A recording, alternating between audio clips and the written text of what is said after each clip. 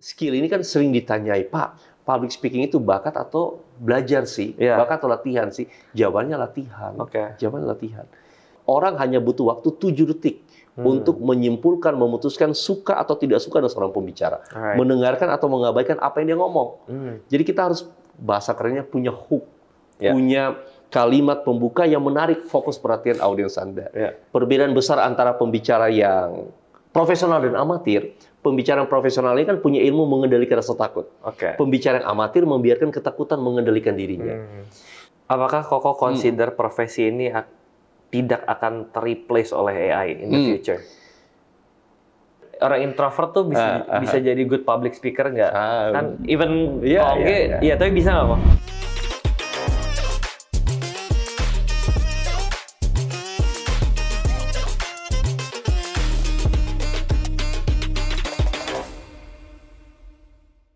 Hai teman-teman, welcome back di Behind the Story sama gue Brian. Saya tahu pikiran Anda kenapa si Brian hari ini rapi banget, karena saya menyesuaikan bintang tamu yang hadir hari ini. Ini public speaking expert gitu ya. Jadi kita semua tuh bisa punya ide brilliant, tapi kalau kita nggak tahu how to communicate our ideas ke bos kita, ke pacar kita, ke orang tua kita, ke temen kuliah kita, dan lain-lain, mungkin ide kita bisa mati, diam di kepala, dan gak jadi apa-apa gitu ya. Dan hari ini kita kedatangan orang yang expert di bidangnya, dan dia bisa ajarin kita banyak hal seputar komunikasi, public speaking, dan lain-lain. Selamat datang, Ko Ongki. Wah, senang ketemu Brian. Thank you so much buat waktunya. Senang ketemu Ko Ongki. Ini kesempatan yang mahal, karena kayaknya ngobrol sama Ko Ongki harusnya mahal biasanya. Ini kita dapat opportunity-nya gitu ya. Jadi manfaatkan, catat baik-baik. Satu lagi, Bray. Apa, Ko? Mengkomunikasikan ide ke calon mertua. Nah, ini penting juga, Bray. Itu penting, karena ntar kita ngobrolin ya. Iya. Sebelum kita ngobrol lebih jauh, boleh nggak perkenalkan diri dulu ke teman-teman yang nonton. Ko Ongki itu siapa, apa aja yang dikerjain, silahkan Ko. Ya, halo para pemirsa channel, saya Ongki Oyanto, seorang penulis buku Public Speaking Mastery, sekaligus seorang trainer yang berkecimpung di bidang komunikasi. Oke. Nah, ini gambaran umumnya, Bray. Oke, itu gambaran Iya. umumnya ya. Sebagai seorang expert nih sekarang ya, pertanyaan pertama, pernah gagal total nggak? Oke. Dalam karir public speakingnya dulu-dulu? Banyak orang kan berpikir bahwa seorang public speaker ini atau orang yang menguasai public speaking adalah orang yang memang dari sononya seperti itu. Jadi timbul sebuah persepsi bahwa saya introvert, saya nggak bisa ngomong, saya introvert, saya nggak bisa menguasai public speaking. Nah, saya lahir dan besar dari keterbatasan bicara, Bray. Keterbatasan bicara di depan publik. Latar belakang saya sebagai seorang akuntan, menyebabkan ketakutan, kegugupan itu hal yang menghantui dalam perkuliahan, ya, dalam presentasi-presentasi. Namun kan manusia ini harus berkembang, manusia harus berubah. Berdasarkan keinginan berubah tadilah menyebabkan saya belajar nih, Bray. Jadi public speaking itu sesuatu yang bisa dipelajari. Apakah pernah gagal? Jawabannya tentu iya. Dalam presentasi, nah saya ingat persis satu saat pernah ada komplain dari klien. Jadi klien ini komplain nih, Pak, kok suara Anda tidak terdengar dengan jelas? Ngomongnya terlalu cepat, lalu bahasa tubuhnya kaku. Tapi feedback atau komplain itu kan kita bisa lihat dari dua sisi. Nah, ini kan berkembang satu teori yang namanya fixed mindset dan growth mindset, ya kan? Bray kan pasti pernah dengar lah. Orang-orang dengan fixed mindset itu merasa bahwa masukan ini sebagai sesuatu kritikan. Namun orang-orang dengan growth mindset melihat masukan ini sebagai sesuatu yang penting untuk perkembangan diri. Masukan itulah yang menyebabkan saya akhirnya berkembang. Oh, ada satu sisi yang masih kurang dalam diri saya yang dapat diperbaiki, yaitu mendalami public speaking lagi, Bray. Jadi ternyata kemampuan saya tidak seperti yang mereka harapkan. Jadi tadi ya komplain dari klien itu menyebabkan saya berkembang. Jadi dialamin bahkan sudah di dalam masa udah jadi profesional ya? Sudah jadi seorang pembicara. Jadi pembicara. Kalau sekarang ini udah expert nih, masih nervous nggak? Masih nervous nggak kalau ini pertanyaan bagus ya. naik panggung? Nervous itu sesuatu yang dimiliki oleh semua orang. Jadi kalau saya ngajar public speaking, maka poin yang pertama yang saya sampaikan adalah semua orang itu punya ketakutan. Perbedaan besar antara pembicara yang profesional dan amatir, pembicara yang profesional ini kan punya ilmu mengendalikan rasa takut. Pembicara yang amatir membiarkan ketakutan mengendalikan dirinya. Sehingga ketika tampil atau bicara atau ngomong depan publik, ketakutan itu terpancar dari ekspresi atau bahasa tubuh yang tanpa dia sadari dimunculkan saat dia tampil pertama kali. Biasanya kan ketakutan ini 3 menit awal. 3 menit awal inilah yang seseorang gugup atau enggak dari 3 menit awal tadi, Brian. Jadi kalau Brian tanya apakah ketakutan itu masih ada, jawabannya iya. Namun mungkin Brian juga sama, punya ilmu mengendalikan itu. Sementara orang-orang yang amatir membiarkan ketakutan mengendalikan diri. Nah, untuk detailnya kita bahas nanti ya. Caranya gimana dan seterusnya. Tadi Kongki sempat mention waktu kecil dilahirkan bukan dengan kemampuan komunikasi yang baik, masih takut. Betul. Itu maksudnya gimana? Bisa diceritain nggak kok? Sama dengan orang yang ambil ilmu-ilmu akuntansi lah ya. Orang-orang yang berada di belakang layar itu kan bukan orang yang suka ngomong, Bray. Beda kalau majornya dia misalnya ilmu politik ya. Majornya dia misalnya ilmu sastra mungkin ya. Jadi saya dibentuk dari satu lingkungan yang memang seperti itu. Jadi jarang ngomong ya. Kemudian suka dengan angka, tidak suka dengan orang gitu ya. Sehingga keterbatasan itulah atau kurang latihan menyebabkan saya tidak terlatih kan. Tapi perubahan itu kan bisa kita lakukan selama punya kemauan. Jadi sekali lagi kalau misalnya ditanyakan kepada saya apakah saya berbakat atau tidak dalam public speaking tidak bicara tentang bakat saja, bicara tentang bagaimana caranya seorang itu mengembangkan dirinya. Bakatnya hanya sekian persen kan dari kesuksesan seorang. Ya, salah persentase terbesar adalah pengembangan diri. Jadi background-nya aja ambilnya akuntansi dan biasanya orang ambil akun tuh belakang layar, ya yang nggak di depan gitu ya. Betul. Koko tuh MBTI-nya apa sih? Kalau misalnya MBTI itu saya cek personality plus, koleris ya. Kalau MBTI itu orang extrovert, introvert? Saya nggak sempat cek itu. Naturally-nya menurut Koko lebih berasa apa? Mungkin extrovert. Oh, naturally extrovert. Introvert, sorry. Introvert ya. Justru kalau lagi masa-masa sendirian nge-charge gitu. Kalau kurang suka lah bersosialisasi gitu, nature-nya. Nature-nya itu, tapi jadi public speaking expert. Bahkan bangun company. Koko orangnya masih MBTI, aku penasaran. Koko orangnya lebih ke thinking apa feeling? Thinking. Lebih ke thinking ya. Introvert, Oke. Terus sampai journey-nya sekarang Kongki ini punya perusahaan ya? Iya. Nama perusahaannya apa kok? Public Speaking Academy. Jadi kalau nama PT-nya Prima Sinergi Asia, tapi brand-nya Public Speaking Academy. Itu berdiri dari kapan? Bisa diceritain? 15 tahun lalu, jadi saya memilih sebuah profesi sebagai profesional public speaker, Bray. Jadi yang saya cerita tadi ya, latar belakang seorang akuntan, kemudian dalam proses memeriksa keuangan, saya kerja di sebuah hotel, ya kemudian hotel itu sering disewa-sewakan untuk kegiatan seminar pelatihan. Nah, saya tertarik di sana, kemudian mendalami ilmu itu, saya keluar kerjaan, lalu saya mulai menjadi profesional public speaker, merintis karir, kemudian akhirnya membentuk PT, kemudian saya pindah ke Jakarta ya, dari kota kecil ya, dari kota Manado, kemudian pindah ke Jakarta dan mulai membangun di sini. Jadi salah satu major yang kami fokuskan itu di komunikasi. Salah satu bagian komunikasi public speaking tadi, Bray. Kelompok masyarakat mana yang bisa dibantu sama jasa perusahaan Koko ini? Ini pertanyaan bagus ya. Jadi kalau misalnya saya pribadi meyakini bahwa semua orang harus bisa berkomunikasi. Yang tadi Bray sampaikan kan, mengkomunikasikan ide kita, pendapat kita ya. Bahkan survei dari LinkedIn di tahun 2024 mengenai apa sih kompetensi yang paling dibutuhkan oleh perusahaan-perusahaan besar di dunia. Ternyata komunikasi itu urutan pertama. Jadi komunikasi kan ada 4 nih, Bray. Komunikasi dengan diri sendiri. Ini saya mau bangun, mau tidur lagi ya. Ini hari ini mau makan apa? Ngomong dengan diri sendiri. Ngomong berdua. Atau interpersonal, atau intrapersonal. Atau ngomong depan publik. Atau ngomong dengan media misalnya. Ini kan bagian dari komunikasi. Nah, kemudian saya memfokuskan ke komunikasi satu ke antar pribadi dan komunikasi ke one to many. Nah, itu yang dibangun di Public Speaking Academy, Bray. Jadi siapa klien Koko nih? Orang-orang yang mana yang bisa pakai jasa ini? Nanti ya.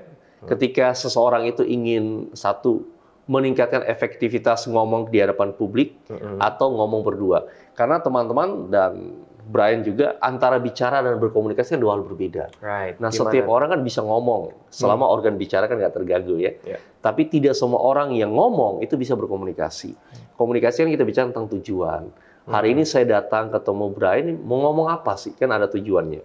Kemudian yang kedua, bagaimana cara saya agar tujuan saya tercapai? Oh, saya mau jualan produk, dia harus mengkomunikasikan kan?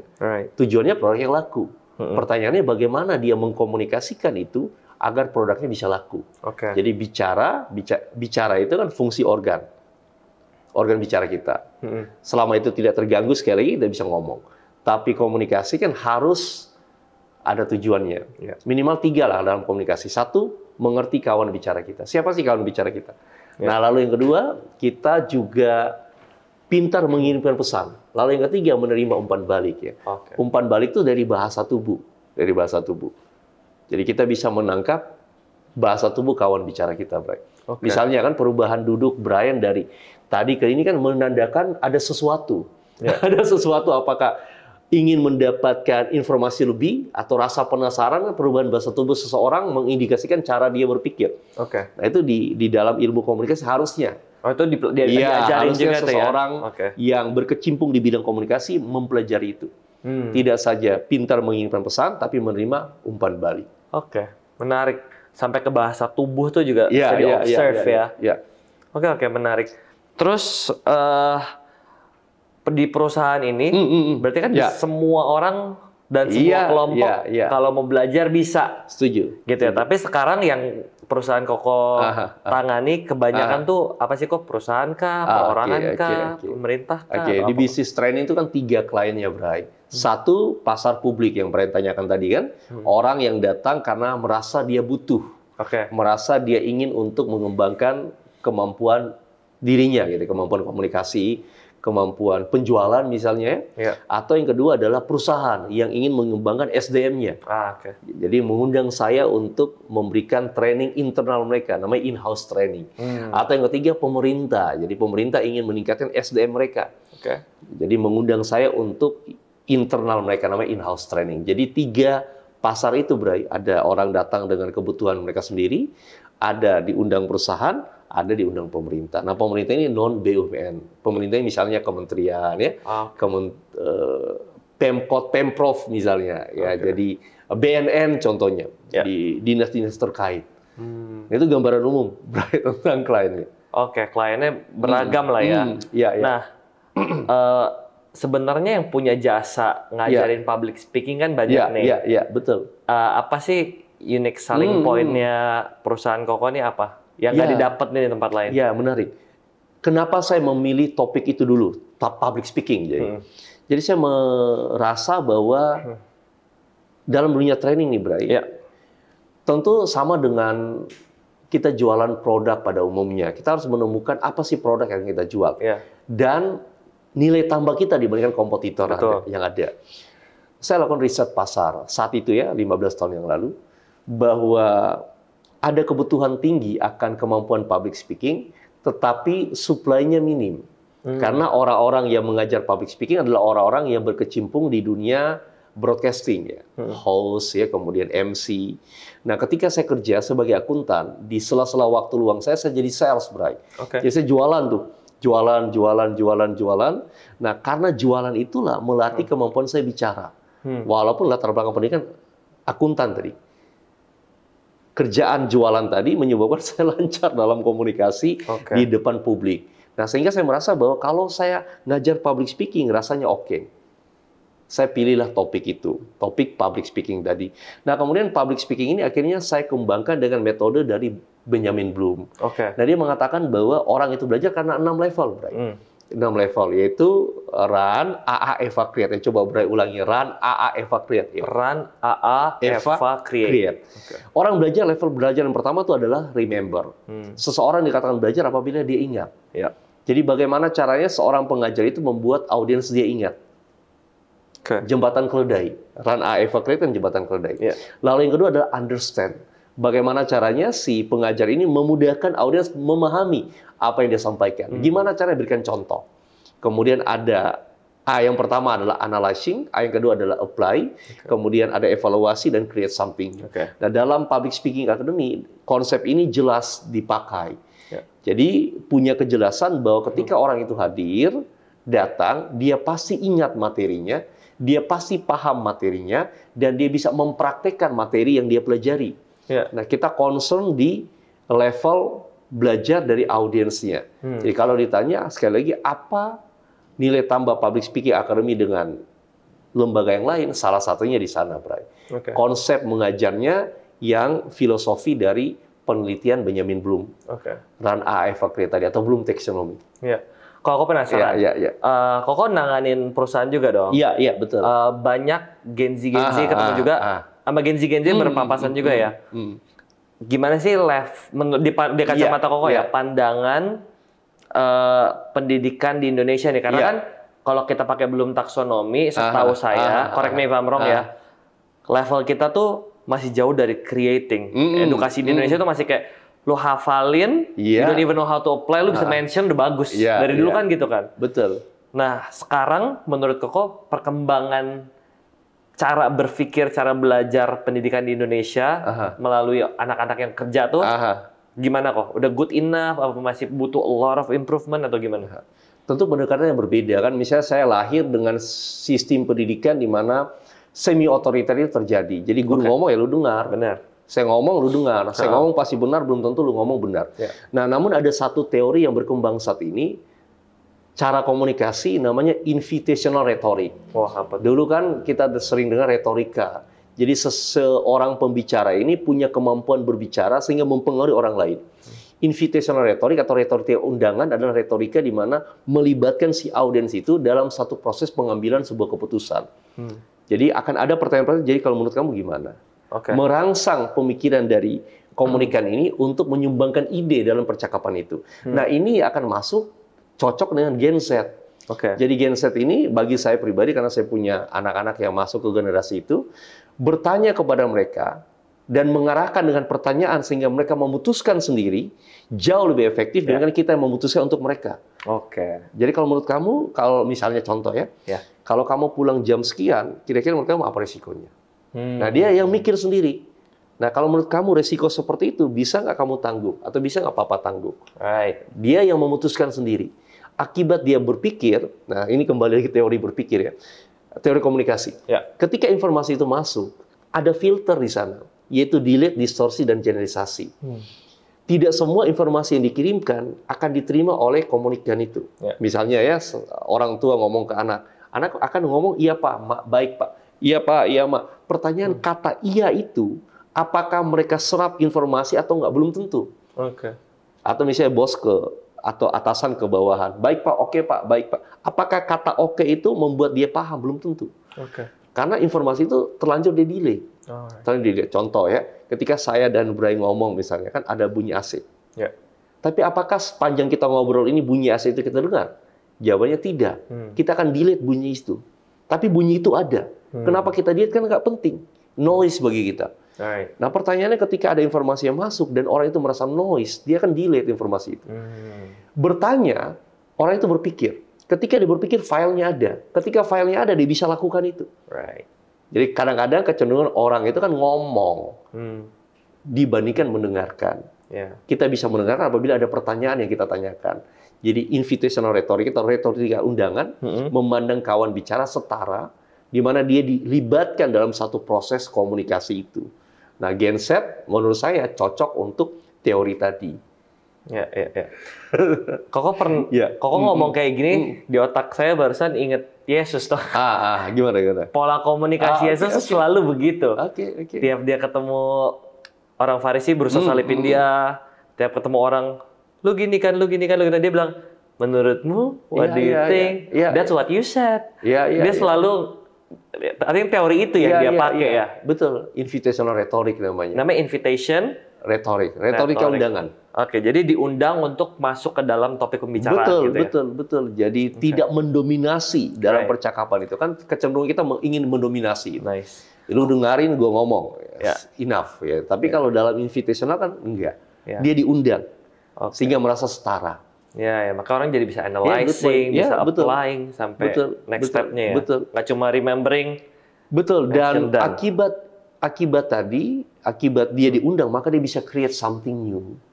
Karena dia ditanyai kan, sehingga tadi Bloom Taxonomy masuk level terakhir itu menciptakan teori baru karena dia mulai dikembangkan atau didorong pemikiran kreatif dalam dirinya. Iya.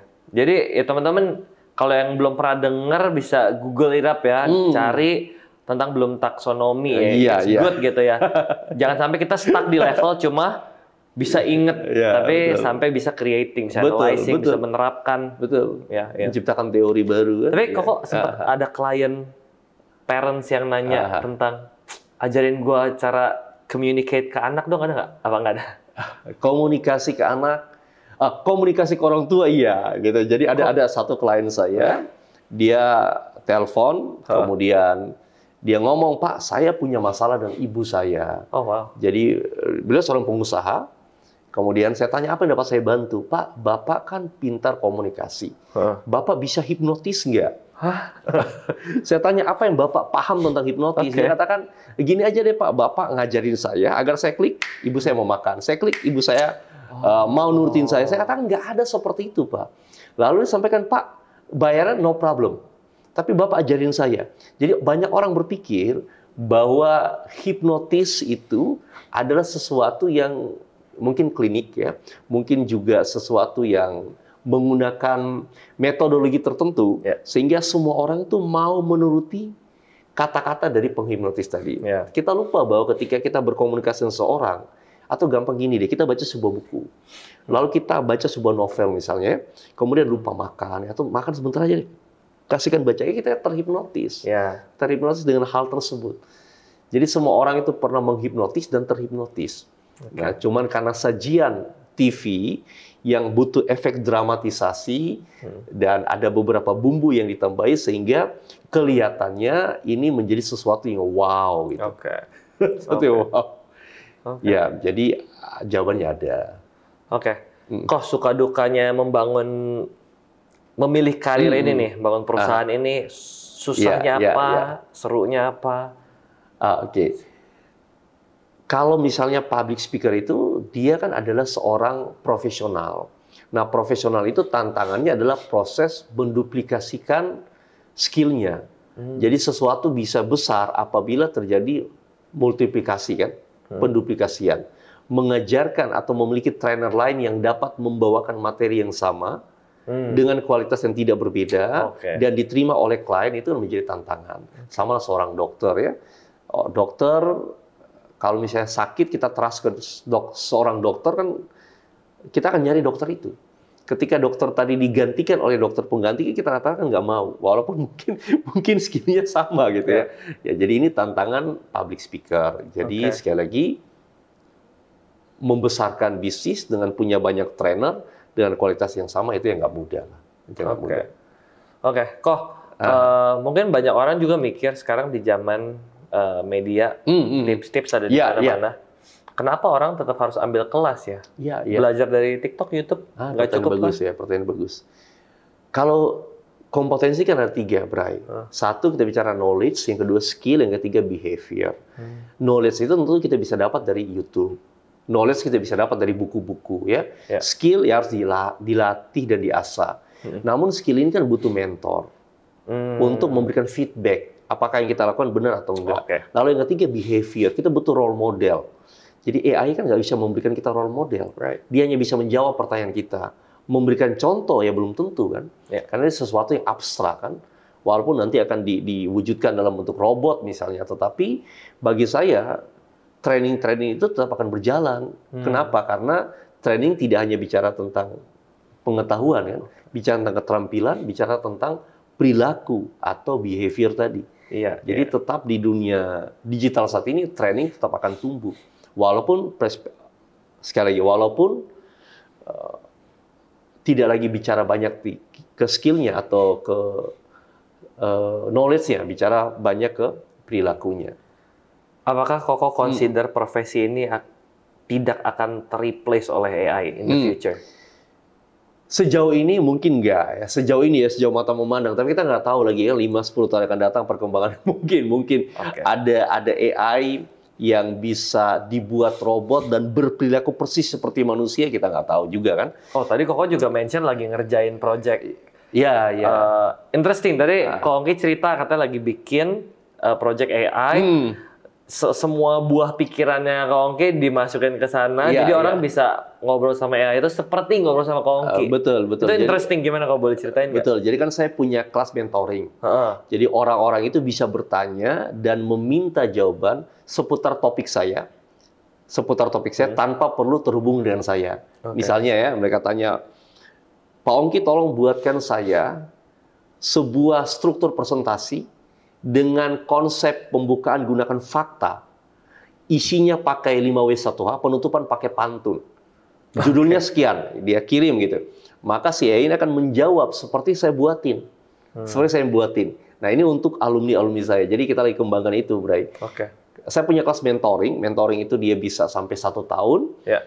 Namun hanya seputar komunikasi. Oke. Public speaking, storytelling, bagian dari komunikasi tadi. Nah, ini yang lagi dikembangkan, Bray. Yang lagi dikembangkan. Oke, itu seputar tentang perjalanan karirnya Ko Ongki dan perusahaan yang dibangun Iya, gitu ya. iya. Kalau teman-teman butuh improve di area skill ini, ya mungkin bisa hubungin ya Ko Ongki. Iya. Kemana kau hubunginnya? Boleh ke Instagram saya juga boleh, atau ke nomor telepon di kantor ya, 0811 349 0909. Oke, bisa hubungin ke sana teman-teman. Sekarang kita akan masuk ke topik-topik yang orang banyak pengen tahu. Silakan. Yang kita butuhkan nih, kita konsultasi sekarang guys. Oke, public speaking, communication skill, ini skill yang harus dipunyai sama semua orang di hampir semua profesi. Betul ya? Iya. Nah, apa sih kesalahan terbesar yang paling sering kau ketemuin di orang-orang dalam mereka berkomunikasi dalam segala konteks? Iya. Kalau dalam komunikasi secara umum ya, kesalahan terbesar seseorang adalah tidak mengerti kawan bicara. Right. Tidak mengerti kawan bicara. Jadi orang tuh pengen ngomong. Semestinya adalah kita ngerti dulu situasinya tepat nggak. Saya mau ngomong situasinya tepat nggak. Dia tepat nggak? Emosi dia tepat nggak? Kondisi dia tepat nggak? Kesalahan kan cuma 3. Masalah cuma 3. B, C, R. Nah, bukan BCL. B, C, R. Behavior. Perilaku yang nggak tepat. Perilaku. Komunikasi itu menjadi buruk karena perilaku. Dia marah, Brian marah, saya marah. Kita ngotot-ngotot tentang perilaku kita berdua. Lalu yang kedua, konteks. Out of context. Kita lagi ngomong masa kini, Brian ngomong masa lalu. Lu kan dulu kan kayak gini. Dulu. Konteksnya out of context. Lalu yang ketiga, R-nya relationship yang buruk. Jadi orang itu 3 masalah komunikasi, behavior, kemudian yang berikut adalah konteks, yang ketiga relationship. Nah, kalau 3 ini bisa diatasi, maka komunikasi harusnya baik. Harusnya baik. Jadi poin pertama adalah ngerti. Ini ngerti nggak? Saya ngerti nggak tentang Brian? Saya ngerti nggak waktu saya ngomong dengan Brian ini pas nggak? Nah, itu poinnya. Jadi pesan sebagus apapun ya nggak akan efektif ya kalau kita nggak ngerti lawan bicaranya. Setuju. Oke, that's good. M yang kedua kan, jadi M yang pertama mengerti, M yang kedua adalah mengirimkan pesan. Sesudah kita ngerti, baru kita kirimkan pesan. Sama, saya kan ketemu Brian sebelum kita syuting, kita ngobrol dulu lah. Chemistry-nya terbangun ya. Brian tahu siapa saya tahu siapa Brian, untuk lebih nyambung lah. Lebih nyambung. Kalau misalnya berbicara depan umum nih, sekarang kita be more specific ya. Isu yang sering banget pasti itu rasa takut ya. Nah, gimana tuh cara nanganin rasa takut buat ngomong depan umum? Atau mau sidang skripsi, atau ngomong ada yang nonton deh. Itu gimana cara nanganinnya ya? Ketakutan kan 3, Bray. S, E, dan A. S itu situasi yang baru. Kemudian E-nya adalah emosi. Karena takutnya bagian dari emosi kita kan. Merasa, apa sih yang membuat kita takut tadi? Takut salah satu, takut dinilai kedua. Yang ketiga adanya audience. 3 faktor itu membuat orang takut. Dan ketakutan ini sebetulnya milik semua orang. Jadi milik semua orang. Siapapun itu, seperti statement saya di awal ya, semua orang punya ketakutan. Bedanya pembicara profesional dapat mengatasi itu, pembicara amatir membiarkan ketakutan mengendalikan diri. Rumusnya 3P. Jadi kalau ingin mengendalikan ketakutan 3P. 1, persiapan. 6L. Right, persiapan. Latihan, lagi-lagi latihan. Nggak ada cara lain. Namun kecenderungan orang tuh kan gini, besok presentasi, hari ini dia baru latihan, Bray. Ya. Ketika Anda presentasi, maka masukkan dalam pikiran dan hati kita sebagai seorang performer. Ya. Nggak pernah ada penyanyi besok dia konser, hari ini baru bikin lagu, nggak ada. Nggak pernah ada atlet besok bertanding, hari ini baru latihan, nggak ada. Yang ada adalah atlet, penyanyi yang mempersiapkan diri beberapa waktu sebelum hari H itu tiba. Jadi persiapan kunci keberhasilan. 1 ya. Persiapan itu ditandai dengan hafal kalimat pembuka. Jadi misalnya Bray atau teman-teman akan presentasi misalnya kan, tentu ada kalimat pembuka. Kalimat pembuka yang harus kita hafal. Namun orang punya kecenderungan 3M dalam membuka presentasi. 1, monoton. Terima kasih atas kesempatan yang telah diberikan kepada saya. Ini hal yang paling nggak menarik.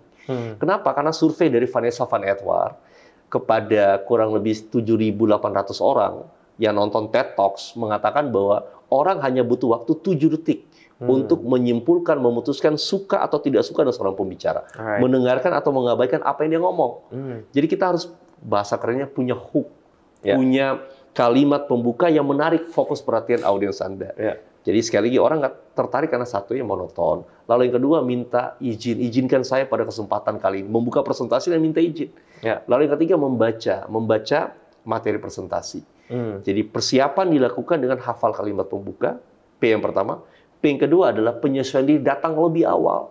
Jadi misalnya contoh ya, sebelum syuting saya datang lebih awal, atau sebelum ngomong di satu acara saya datang lebih awal, untuk menyesuaikan diri dengan situasi, kondisi, tempat, lingkungan tempat berbicara. Yang ketiga, perubahan bahasa tubuh, shaking, salah satunya. Mengubah bahasa tubuh kita. 3P ini, Bray, mengendalikan rasa takut. Dan juga jam terbang juga kali ya. Ya. Tapi preparation ya sih, itu penting banget. Iya, persiapan tadi kan. Nah, tadi menarik tuh. Kita keluar topik dikit, itu menarik. Aku pengen tahu gimana. Bisa nggak kita praktekin? Iya. Untuk bikin hook yang menarik. Oke. Biasanya kan podcast ini kita suka potong-potong nih. Nah, menurut Ko Ongki, kita langsung praktek ya. Gimana cara bikin hook? Ini kita akan potong bagian ini. Gimana cara bikin hook supaya orang klik dan ini goalnya ya. Klik dan nonton episode ini yang sama Ko Ongki. Biasanya pola berpikirnya tuh gimana ya? Ngerangkainya start dari apa? Boleh nggak praktekin kok? Kita discuss apa yang kutipan fakta cerita. Jadi hook paling gampang itu pakai kutipan fakta cerita. Jadi misalnya contoh kutipan itu ada 3 ya. Ada 3. 1, kutipan yang pasti dari kitab suci gitu ya. Karena sudah pasti, harus tepat mengutip kata per kata. Lalu kedua, kutipan dari seorang tokoh. Jadi kutipan yang tidak pasti. Kayak seorang tokoh ya, salah 1-2 kata masih oke. Yang ketiga, kutipan no name. Kutipan no name. Lalu yang kedua kita pakai fakta. Fakta itu bisa dari 5 atau 6 sumber. Survei, research, buku, pernyataan pakar, atau jurnal. 5 sumber. Lalu pakai cerita. Cerita tuh bisa, ingat PHP, Bray. Personal story, historical story, dan perumpamaan. Nah, yang Tony Yesus sering pakai perumpamaan. Jadi tergantung mau pakai yang mana. Personal, historical, perumpamaan. Ayo. Kita coba praktek ya, satu-satu. Topiknya apa? Kita mesti cari kutipan yang pertama. Topiknya dulu. Kita cari topiknya. Coba topiknya apa? Judul-judulnya. Yang pengen di-hit tuh orang-orang tuh desperate, nggak tahu gimana cara communicate their ideas. Terus juga berasa orang lain kok kagak ngerti juga. Tapi gue udah coba yang terbaik. Seputar itu, gimana tuh Pak? Nah kita tahan dulu ya. Tadi kutipan fakta cerita. Ada satu lagi, ini kan teknik pembukaan banyak nih, Bray. Ada gunakan powerful question. Contoh misalnya powerful question ya. Apakah Anda sering merasa bahwa ide, gagasan, pendapat yang Anda lontarkan sulit dipahami oleh kawan bicara Anda? Saya Ongki Hoyanto, dan pada video kali ini saya akan bicara tentang bagaimana menyampaikan ide dan gagasan secara mudah. Itu kita pakai powerful question. Misalnya contoh, kalau pakai fakta berarti kita cari faktanya. Misalnya contoh ya, ini misalnya contoh saja. 75% orang mengalami kesulitan untuk mengirimkan ide, pendapat, dan gagasan mereka pada orang lain.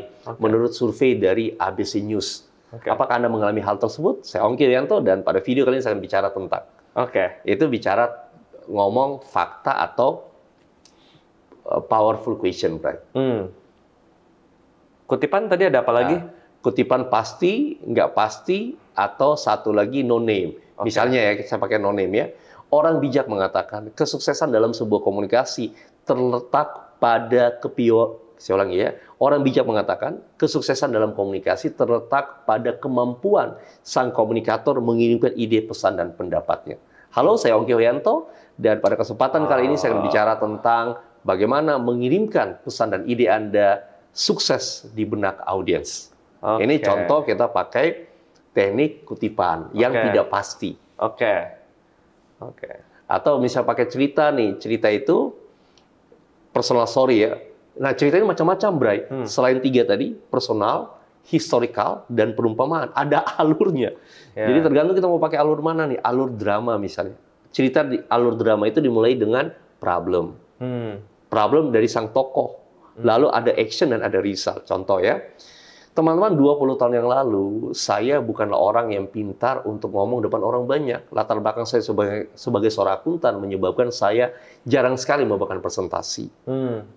Kesulitan dalam mengirimkan ide, susah dalam menyampaikan gagasan, bahasa tubuh yang kaku, dan sering bolak-balik ke kamar mandi. Hingga suatu ketika, saya kedatangan seorang pimpinan yang memberikan ide pendapat kepada saya bahwa kemampuan public speaking akan bisa meningkatkan karir saya. Ide tadi mengubah pandangan dan perilaku saya. Saya pun mulai belajar public speaking, mulai berlatih dan baca sekian banyak buku. Hari ini saya bisa menulis buku bestseller Public Speaking Mastery, sekaligus dapat membawakan pelatihan-pelatihan kepada ribuan orang mengenai efektivitas komunikasi depan publik. Mungkin saya teman-teman merasakan hal yang sama. Pada video kali ini, saya akan bicara tentang tips dan strategi menyusun isi presentasi yang mudah dipahami. Pakai cerita. Dengan alur drama. Jadi storytelling itu kan ada 2, jenis dan alur. Nah, tadi jenisnya personal, alurnya alur drama. Ada alur melodrama, ada alur novel, ada alur humor. Jadi alurnya kompleks, Bray. Intinya the first few seconds itu harus boom, harus orang relate gitu ya. Karena 7 detik pertama tadi kan, si Vanessa Van Edward tadi melakukan penelitian, 7 detik orang memutuskan suka atau tidak suka dengan Anda mendengarkan atau mengabaikan apa yang Anda sampaikan. Nah, disinilah letak kepiawaian seorang public speaker. Nah, kalau kita tarik mundur, Bray, apa sih public speaking itu? Nah, definisi dari Merriam-Webster, public speaking adalah seni komunikasi verbal yang efektif di hadapan publik. Nah, ada satu kata yang penting adalah art atau seni. Jadi seorang public speaker, saya, Bray, dan teman-teman yang ingin ngomong depan publik, kita harus punya cita rasa seni. Seni membuka, seni menampilkan bahasa tubuh. Tadi ya, seni membuka, menyusun, menutup presentasi, dan menampilkan bahasa tubuh. Namun seni itu kan harus ada dasarnya kan. Dasar dari pembukaan tadi saya cerita, kutipan fakta cerita, ada powerful question, ada visual impact, ada sekitar 9 atau 12-an jenis pembukaan. Kemudian dalam menyusun ada 3 atau 4 cara, menutup ada 3 atau 4 cara. Bahasa tubuh pun sama, gerakan tangan pun sama. Ada gerakan tangan menghitungnya, menggambarkan, menekankan. Nah, ini beberapa teknik dasar yang harus dimiliki oleh seorang public speaker, Bray, untuk dapat mengirimkan pesan dengan lebih efektif. That's good. Kita bisa brainstorm di konteks kalian masing-masing dengan ilmu-ilmu yang tadi dikasih ya. Bisa review dikit kok. Pertama kutipan. Kutipan tuh tadi ada banyak ya. Bisa ngambil dari orang, no name, dan lain. Terus yang kedua, fakta. Nah, bisa gunakan fakta. Research dulu, cari fakta-fakta yang bakal kita mesti ngerti audiens kita ya. Fakta-fakta yang audiens kita tuh bakal relate gitu ya. Fakta yang mengejutkan gitu ya. Sehubungan dengan topik kita. Terus ketiga, cerita. Pakai lewat cerita. Cerita juga bisa personal, historical, dan yang melodrama. Perumpamaan. Dan alur cerita. Jadi jenis cerita dan alur. Alur itu salah satunya adalah alur drama. Cerita dimulai dengan masalah, kemudian tindakan dan hasil. Bisa ngambil cerita film gitu ya. Betul. Namanya historical. Lu berasa mirip nggak sama si ini gitu ya. Interesting. Terus kok untuk jadi good public speaker, sometimes ini aku sendiri ya, sometimes aku tuh bingung, ini orang otentik apa dia manipulatif? Karena kan good public speaker dia tuh bisa try to control apa yang audience, apa yang dia mau audience pikirkan. Nah, tapi aku tuh punya sense kayak jadi curiga gitu kayak, ini manipulatif apa emang dia otentik sama pesannya? Gimana caranya kita bisa apply teknik, tapi tetap otentik, nggak terkesan manipulatif? Nah, 3, Bray. Filosofi dasar dari seorang public speaker atau seorang kompetensi public speaker itu datang dari mana? 3 kata Aristoteles: ethos, logos, pathos. Ethos adalah kredibilitas dia. Ethos adalah dari credibility dia, background-nya dia. Apakah orang ini punya background yang mendukung di topik yang dibahas? Tadi ethos. Ya. Kemudian yang kedua adalah logos. Apakah dia punya data-data rujukan terhadap poin-poin yang disampaikan? Jangan-jangan poin ini opini. Jangan-jangan poin ini pendapat. Jangan-jangan poin ini opini pendapat yang belum teruji.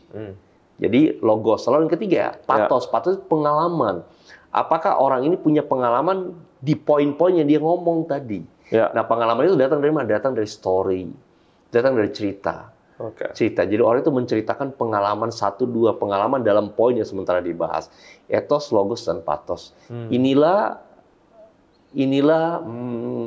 kriteria yang harus dimiliki oleh seorang pembicara, Bray. Itu yang bisa bangun kredibilitasnya orang jadi percaya. Betul. Karena tidak saja apa yang disampaikan, tetapi pengalaman-pengalaman rujukan ketika dia menyampaikan itu. Kok approach-nya public speaking di dunia nyata sama dunia maya tuh beda nggak sih? Atau sebenarnya sama prinsipnya? Dunia maya tentu menggunakan alat tambahan kan, kamera, ada mic-nya, ada lighting-nya. Kemudian mungkin ada edit-editnya gitu ya. Kalau misalnya kita bicara di satu live, di panggung kan editnya kan pasti nggak mungkin. Oleh karena itu persiapan kan kunci keberhasilan. Kalau dalam dunia maya, maka naskah atau skrip ini menjadi hal yang penting. Jadi kita harus menyiapkan skripnya dulu kan. Ya mungkin ditambah dengan proses editing ya juga Jadi apakah, atau gampangnya gini, dengan menguasai public speaking, apa dampak terhadap diri seseorang? Satu, dampak dia bisa mengirimkan pesan, ide, pendapat, gagasan yang lebih baik. Yang kedua, membangun citra positif dia di dunia maya. Yang ketiga, menguasai public speaking akan memungkinkan orang itu untuk bisa menulis. Nah, gampangnya gini, Bray. Nah, rekan-rekan juga sama. Coba dites saja. Ada 2 kesulitan orang atau anak muda saat ini. 1, menyimpulkan sesuatu. Jadi misalnya Bray ngasih 2-3 paragraf deh. Coba kamu simpulin apa yang disampaikan di paragraf ini. Banyak orang kesulitan membuat kesimpulan itu. Ini kan hal yang paling sederhana gitu. Tapi nggak semua orang mampu untuk membuat kesimpulan. Atau 2, menyusun pengalimatan. Nah, misalnya kalau saya tes karyawan tuh paling gampang adalah lihat aja pengalimatan dia. Nah, kalau misalnya konflik ini kan juga sering terjadi karena salah pengalimatan. Saya nanya ke Bray nanya ke saya, "Bro, sudah di mana?" Saya jawab, "Di jalan, bro, tanda seru 3 kali." Nah, itu ada tanda seru 3 kali, dan tanpa tanda seru, mininya mungkin berbeda bagi Brian. Loh, gue kan tanya baik-baik, lu ngomong tanda seru 3 kali, maksud lu apa? Jadi saat ini public speaking akan membantu orang di sisi sana, Bray. Tidak saja bisa ngomong, tapi dia bisa menyusun apa yang disampaikan dengan lebih mudah dipahami dan mengurangi kesalahpahaman. Berarti yang beda tuh ya technical issue, technicalnya aja ya. Cuma prinsipnya sama-sama aja ya. Oke. Nah, tadi ada pertanyaan nih dari Mas David di sebelah sana. Orang introvert tuh bisa jadi good public speaker nggak? Kan even tapi bisa nggak kok? Jawabannya bisa. Skill ini kan sering ditanyai, Pak. Public speaking itu bakat atau belajar sih? Bakat atau latihan sih? Jawabannya latihan. Jawabannya latihan. Latihan sederhana yang bisa dilakukan apa? Latihan public speaking itu 1, melatih cara menyusun. 3 bagian kan, ada pembukaan, ada isi, ada penutupan. Jadi kalau kita mau menyusun sebuah pembicaraan depan publik, maka ada kalimat pembuka. Tadi 3 tadi kan kutipan, fakta, cerita. Lalu ada isi dari pembahasan kita. Isinya bisa dengan 5W 1H kan. 5W kan tentu Bray rekan-rekan masih ingat. Why, what, where, when, who, hanya adalah how. Lalu penutupan tuh macam-macam, bisa pakai kutipan juga, bisa pakai pantun silahkan ya, bisa pakai janji atau ajakan agar orang tadi melakukan apa yang sudah kita sampaikan. Sesudah belajar menyusun. Yang kedua adalah kita belajar menyampaikan. Belajar menyampaikan bicara tentang mata. Mata harus melihat ke kamera. Satu itu. Kemudian kalau kita bicara secara online misalnya atau daring misalnya, bahasa tubuh tuh jangan out of frame. Out of frame itu keluar dari bingkai. Bingkai kita kecil, gunakan smartphone, tangannya terlalu lebar, out of frame kan. Lalu yang berikut, voice ini 5 komponen, Bray. 5 komponen. Satu, kita bicara tentang volume suara. Volume suara harus terdengar. Lalu yang kedua, ini paling sering, yang namanya out of frame. Saya ulangi. Out of filler word, biasanya pada kesempatan kali ini filler, namanya filler. Jadi voice, volume suara, O-nya adalah out of filler, I adalah intonasi. Intonasi 3 nih, Bray. Intonasi dinamika, intonasi nada, intonasi tempo. Dinamika itu menekankan satu kata dalam kalimat. Saya syuting di U Channel. Saya mau tekankan yang mana sayanya, syutingnya atau U Channel-nya. Contoh misalnya saya syuting di U Channel, saya syuting di U Channel. Saya syuting di U Channel. Saya syuting di U Channel. Jadi intonasi dinamika. Lalu intonasi nada naik juga turun. Intonasi nada naik turun. Atau intonasi tempo cepat dan lambatnya. Jadi volume, auto filler, intonasi, clarity, kejelasan ucapan. Dan terakhir energi. Energi itu antusiasme. Jadi kalau ngomong terus antusias. Antusias. Nah, kita kembali ke poin yang paling sering tadi ya. Filler word. Kenapa filler itu terjadi? Karena otak kita butuh waktu 6 detik berpikir. Jadi ketika ada sebuah kalimat yang disampaikan, untuk mengeluarkan kalimat berikutnya, otak kita butuh waktu 6 detik untuk menyusun itu. Bagaimana agar bisa cepat, harus disiapkan terlebih dahulu. Bagaimana agar kalimat itu sudah siap, harus dilatih. Ketika melatih apa yang disampaikan, menyebabkan kita lancar menyampaikannya. Karena pengalimatan itu kan sudah tersimpan dalam pikiran bawah sadar kita. Jadi banyak ya yang. Jadi faktor yang perlu diperhatikan tuh banyak. Tapi start small aja kali ya. Start small. 3B deh, 3B. Satu, punya keberanian. Saya ingin menguasai public speaking. Gimana caranya? Satu, punya keberanian. Keberanian itu muncul dari persiapan. Kedua, susun secara berurutan. Pahami ada kalimat pembuka, poin penting, dan kalimat penutup. Ketiga, yang ketiga, bahasa tubuh. Melatih bahasa tubuh. Bahasa tubuh yang mendukung pengalimatan yang sudah kita, atau pengalimatan yang kita ucapkan. Contoh misalnya, ada satu bahasa tubuh disebut dengan menghitung dengan jari. Ada 3. Ini kan saya ngomong 3 kan diikuti dengan bahasa tubuh. Berani berurutan bahasa tubuh. 1, 2, 3. Ini bahasa tubuh, gesture di mana tangan itu, gerakan tangan menghitung dengan jari. Ada gerakan tangan menggambarkan. Menggambarkan itu misalnya besar kecil ya. Kemudian naik turun. Ada gerakan tangan menekankan. Ada satu poin dalam sebuah kalimat dan kita tekankan dengan namanya cherry picking atau menekankan. Contoh ya, tadi saya syuting di U Channel. Saya syuting di U Channel. Atau saya syuting di U Channel. Saya menekankan U Channel dengan verbal dan dengan non-verbal. Verbal dan non-verbal. Ini bahasa tubuh bisa dilatih sebetulnya. Latihan. Jadi bisa latihan pelan-pelan di breakdown. Kalau perlu tulis ya. Dan make plan ya. Jadi kalau orang introvert yang mau naik panggung aja udah gemeteran, takut, mungkin dengan punya plan, it will be helpful ya. Hafal kalimat pembuka. Ingat teori tadi ya, ketakutan di 3 menit awal. Harus hafal kalimat pembuka. Kalimat pembuka tadi kan kutipan fakta atau cerita. Hafal untuk mengendalikan, mensiasati. Bukan menghilangkan, mengendalikan ketakutan di menit awal.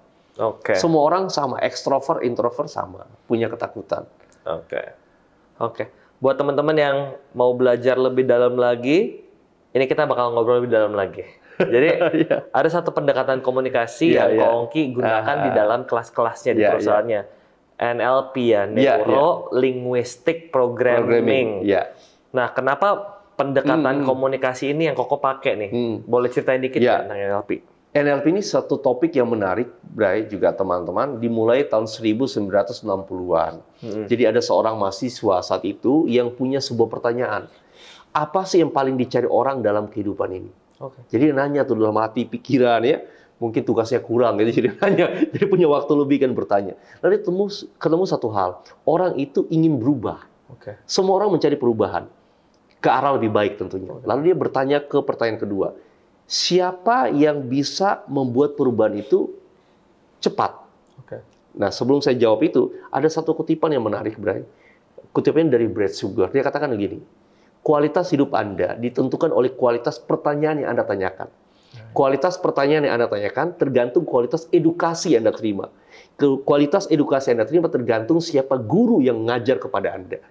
Mencari guru dan mentor menjadi hal penting. Nah, kita kembali ke poin tadi. Orang ini bernama Richard Bandler, mahasiswa tadi. Dia bertemu dengan beberapa orang yang bisa melakukan proses perubahan, yaitu para terapis. Walaupun NLP ini tidak hanya bicara tentang terapi.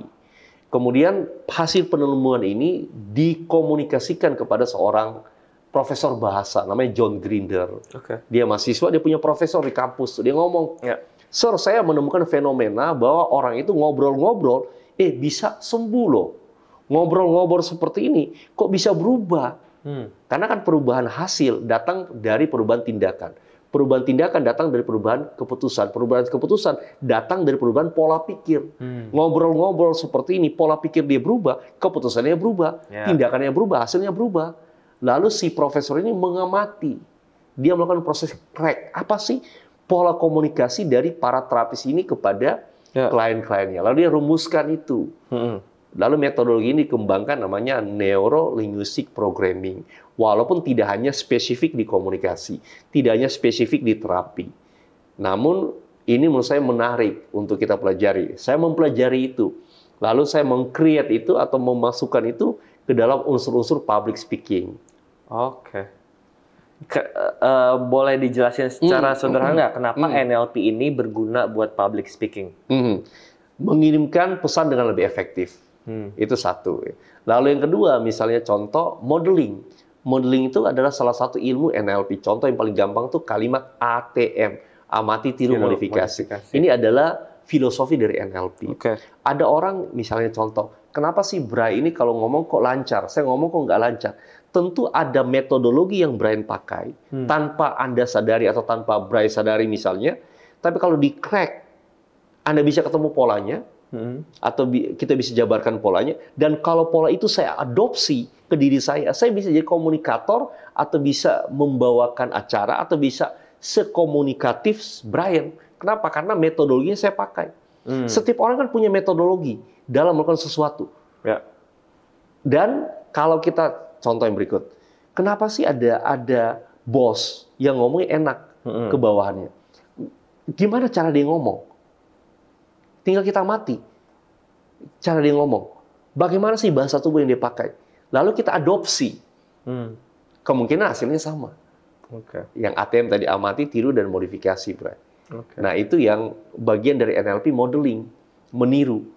Contoh misalnya, saya membuat banyak rumusan-rumusan tentang pembukaan. Saya melakukan proses modeling. Saya melakukan proses tadi mengamati sekian ratus pembicara. Oh, si pembicara ini buka presentasi dia pakai teknik apa? Gimana cara dia buka presentasinya? Oh, ternyata dia buka pakai kutipan. Lalu saya mengambil kutipan ini sebagai bagian dari strategi membuka. Kenapa? Karena terbukti berhasil. Oh, kenapa sih pembicara ini ketika dia buka sebuah presentasi dengan sebuah foto atau video? Oh, teknik namanya visual impact. Saya mengadopsi ini sebagai bagian dari strategi saya. Karena saya mengamati lingkungan sekitar. Orang-orang yang ingin saya dapatkan hasil yang mereka excellent di sana, Bray. Makanya kenapa namanya neuro, karena otak observing pengalaman neuro. Observing pengalaman, terus linguistik tuh membahasakan gitu. Membahasakannya dan programming tuh kayak reprogramming cara kita berpikir sebelumnya. Kita try to understand orang yang kita observe gitu terus kita copy gitu Betul. Betul. NLP. Neuro. Kalau dibalik NPL itu kan non-performing loan gitu. Orang bank pasti takut tuh kredit macet.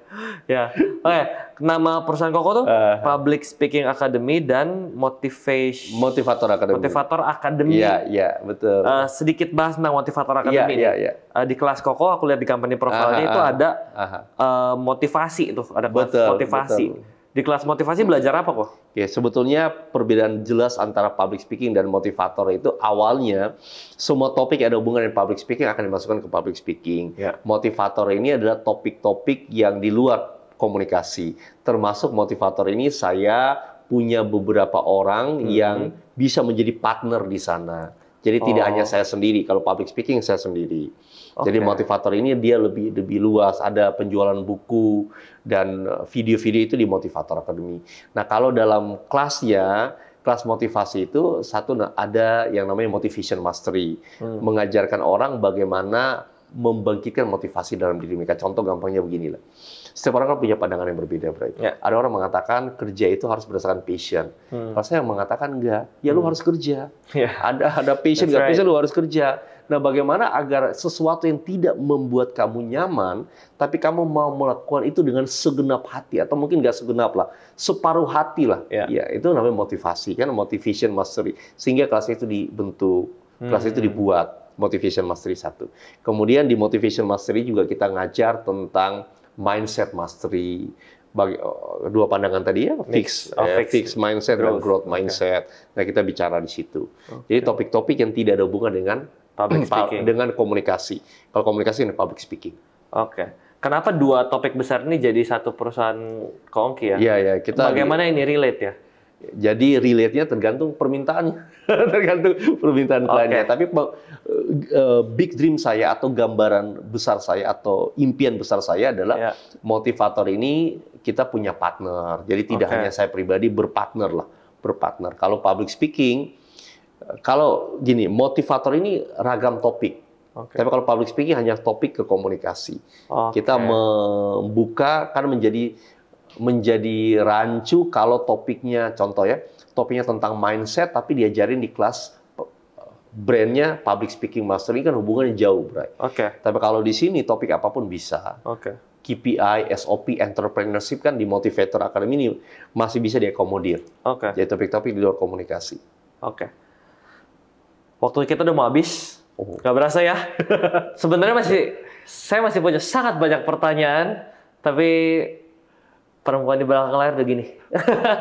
Jadi kita langsung ke ending ya. Jadi kalau misalnya ada satu kebiasaan sederhana yang bisa kita lakuin hari ini untuk jadi public speaker yang handal, kebiasaan apa yang perlu kita bangun? Menceritakan apa yang Anda alami. Keterampilan berbicara itu kan karena punya banyak kosakata. Kelancaran berbicara itu karena punya banyak koneksi dalam neuro kita kan. Koneksi ini hanya terbentuk kalau kita sering latihan, sering ngomong apapun itu. Itu poinnya sih, Bray. Jadi latihan ya? Latihan bercerita. Latihan dan latihan. Lagi latihan. Menceritakan apa yang Anda alami, membuat kita satu, punya banyak kosakata. Yang kedua, punya banyak koneksi neuro yang membuat kita pengalaman. Ya, nya kurang, berkurang. Habis latihan, observe, lihat respon orang gimana. Kalau mau tambah lagi, CANI, CANI. Apa tuh? Constant and never ending improvement. Jadi terus melakukan dan tidak berhenti. Tadi yang saya sampaikan kan, tidak berhenti memperbaiki apa yang sudah dilakukan. Latihan bercerita. Latihan bercerita. Coba bikin opening statement, isi, closing. Pengalaman hari ini. Pengalaman hari ini. Terus terakhir kok, apa pesan buat kita semua nih yang nonton, yang pengen mulai berbicara? Karena aku pribadi menemukan banyak, karena aku juga banyak di kalangan anak-anak muda nih, di kampus, segala macam. Banyak yang benar-benar kesulitan untuk menyampaikan apa yang ada di pikirannya. Entah motivasinya berasa aku bukan siapa-siapa, reasonnya bisa macam-macam. Betul. Nah, pesan buat orang-orang yang benar-benar kesulitan berbicara, menyampaikan apa yang ada di pikiran, itu harus gimana kok? Hargai hak kamu. Jadi ide, pendapat, gagasan itu kan adalah hak seseorang. Yang hak ini bebas untuk kamu utarakan. Soal orang lain setuju atau tidak setuju dengan ide pendapat kamu juga adalah hak mereka kan? Saya ngajak Bray, saya kepengen makan nasi goreng. Saya ngajak Bray makan nasi goreng. Belum tentu kan kamu setuju. Tapi saya sudah menghargai diri saya dengan mengutarakan apa yang saya inginkan. Nah, kebanyakan orang kan tidak menghargai dirinya, tapi menghargai orang lain. Nggak enakan kepada orang lain. Saya nggak enak ke Bray, tak ikuti deh. Padahal dia lupa menghargai diri dia ada hal terpenting. Karena pada akhir hidup kita hanya akan bersama Tuhan dan diri kita sendiri. Hargai diri Anda. Alright, thank you so much kok. Welcome. Ilmunya banyak, Dan sebenarnya masih banyak lagi. Kalau teman-teman mau tahu lebih banyak, boleh join kelas-kelasnya ya, sama Kak Ongki. Bisa hubungin di yang tadi Kak Ongki mention, Instagramnya, nomor telepon yang tadi di-mention. Oke? Thank you so much teman-teman sudah nonton sampai ending. I'll see you guys di next episode. Bye guys.